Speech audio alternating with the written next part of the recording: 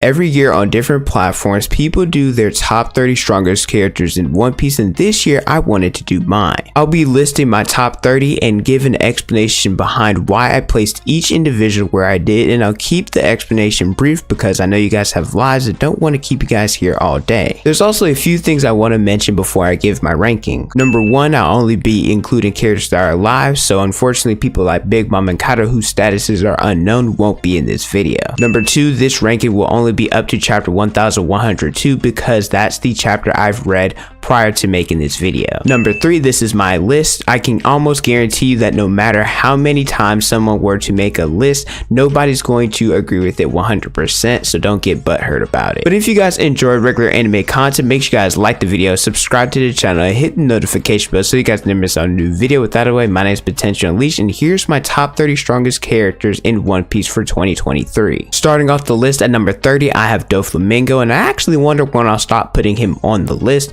but that day isn't today. The reason why is because Doflamingo just showcased way too much for me in Dressrosa. By fighting against both Law and Luffy, he proved that he's got really good durability and endurance the way he took Law's Gamma Knife as well as different Gear 4th attack. He has an Awakened Devil as well as a Conqueror's user, and this is me projecting a little bit, but whenever he gets reintroduced, I believe Oda is definitely going to give him Advanced Conquerors. Number 29, I have Sanji. After defeating Queen, I had to put Sanji somewhere in the top 30. This is because of the two power-ups he got in Wano. His exoskeleton made him one of the most durable characters in the series, plus it increased his muscle, speed, and overall strength, which allowed him to create even hotter flames with the Ifrit Jambe, which has faster acceleration and heavier weight than his Diablo Jambe. Number 28 is Shiryu. This is a lot of projecting, not gonna lie, it's because we haven't really seen him do too much. You could honestly argue besides killing a few guards at Impo down, what has he done? Well, he was able to scab guards, so that's something, right? The reason why I have him number 28 is because he's Blackbeard's right hand and he will be Zoro's opponent, so whenever they meet, Shiryu will have to be strong enough to fight against Zoro, who I value highly. Number 27 is Kuma. Now, if you were to ask me if Kuma was top 30 a few years ago, I'd probably laugh in your face. But after viewing his flashback, this honestly might be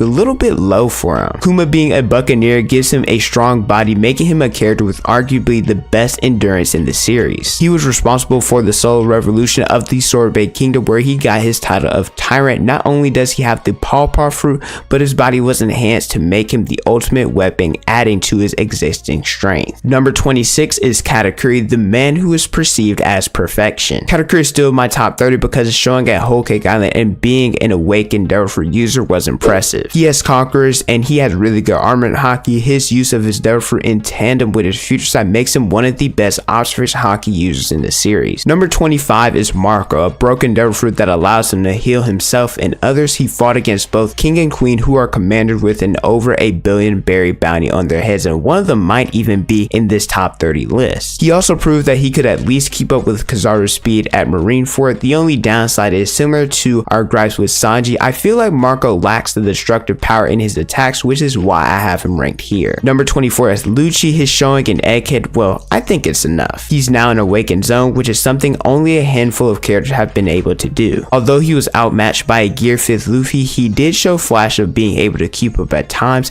and now he's fighting against Zoro, who appears to be using his King of Hell attacks, and there aren't many characters I can confidently say can do that. Number 23 is King. I feel like I'm higher on him than a lot of others in the community. His durability just does it for me. When they were fighting against the Seraphim, Luffy compared their durability to Kaido, so we can infer that King's was either equal or better than theirs. When his flames are off, King moves at an insane speed. He has Yonko level destructive power shown in his climax with Zoro. Using the attack extra large Imperial Flaming Wing, speed, strength, destruction, durability, plus his Devil Fruit is why I have King ranked here. Number 22 is Useless Captain Mid.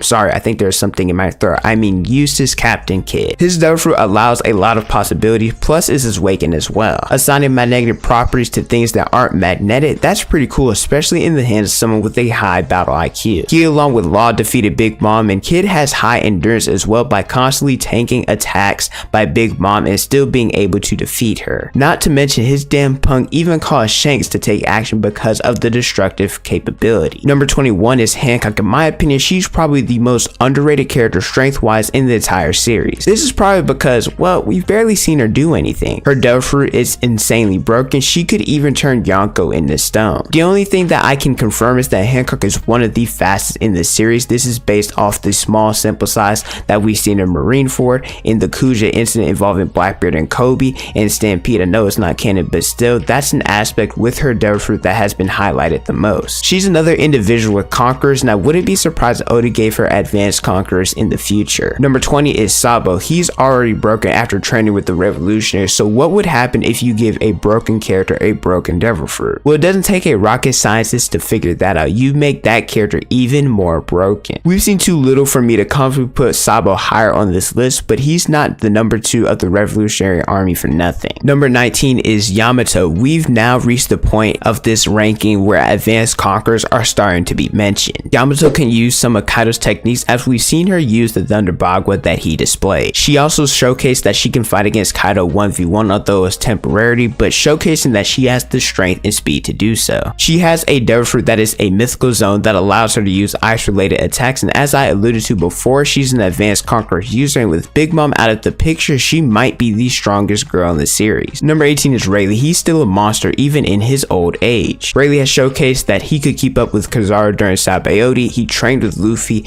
in the flashback and had the upper hand when Luffy was in Gear 4th. He exuded Wi-Fi hockey similar to Shanks whenever Blackbeard was on Kuja Island, and he made him leave because of it. Rayleigh may be old, but he still got it. Number 17 is Law. Law's the exception to the advanced conquerors thing, and why is that? Well, it's because he has a top 2 broken devil fruit, and you can make the argument it is the strongest in the series. He defeated Big Mom along with Kid. He fought against Blackbeard and damaged him a considerable amount, and honestly, with the level of his crew right now, I'm surprised they were able to make it out of that battle alive. His devil fruit Awakening Chrome showcased that it could do some serious damage to Yonko level characters. Even if Law never got Conqueror's Haki, with how broken his devil fruit is, I'd say he'd be just fine. Number 16 is Greenbow, the first admiral to make his appearance. I'm very high on him, but his showcase of Wano, it was a little bit unimpressive to me. He took out both King and Queen, but the anime made it very clear that they were severely weakened. To top it off, Shanks, he made him leave because of his Wi-Fi hockey. I like his devil fruit and I think he's strong, but I would have loved to see him do a little bit more while he was in Wano. Number 15 is Zoro. Call me a biased Zoro fan, I don't care. Zoro cutting Kaido and then fighting him one-on-one with broken bones and blitzing him and then leaving a permanent scar was enough for me. And he did all that pre-advanced Conqueror. So Zoro now, after unlocking that, is even more broken. He still needs to learn how to control it completely, but when he does, it's over for a lot of characters. Number 14 is Fujitora. He's still an admiral with incredible swordsmanship and a devil fruit that manipulates gravity. Not many characters in this series beats him. The only characters that probably do so are Yonkos and other admirals. Number 13 is Kizaru. He is the fastest character in the series. He fought against Luffy and Eke, and I'm one of the people who after reading the fight will call it a draw, even though Kizaru for the most part during the fight was trying to focus on Vegapunk as the number one priority over fighting Luffy. Number 12 is Ben Beckman. There's not really much to say about him since we've barely seen him in the series, but he is relative to Shanks, meaning he's close to Shanks in terms of strength, so that's why I put him here. He could be higher or lower based off what we see from him in the future. Number 11, I have both Garland and Sengoku because I couldn't decide who to pick, so I picked both. Because on one hand, Sengoku, he showcased to be around Garp's level, being the fleet admiral and fighting alongside with him, so I had to put him on the list. But Garland being the leader of the God Knights, distinguishing himself during the God Valley incident with all those heavy hitters, plus it's speculated that he scarred Whitebeard, how could I not include him? Number 10 is Garp. When he says his power is not the same as when he's young, he's lying, I don't care. Garp's Galaxy Divide and Galaxy Impact attacks, I didn't think he could still do them. He fought against Aokiji on equal footing, Shiryu, Pizarro, and other members of the Blackbeard Pirates as well. After this incident, I had to put Garp in my top 10 because he's still that dude. Number 9 is Luffy. He has all the tools of being the strongest in the series already. 3 types of hockey, all advanced, the most broken devil fruit. The only thing he's missing is control and consistency. He still has to master the hockey he learned, as well as getting a grasp on not being rendered useless at different points in the fight once he uses his gears. Once he does that, Luffy will be unstoppable. Number 8 is Aokiji, because I hold a certain someone that Aokiji fought to a high standard. So if I have him high on this list, I gotta give Aokiji high praise as well. I don't think the Hachinosu incident properly portrayed his strength very well since he was fighting his mentor,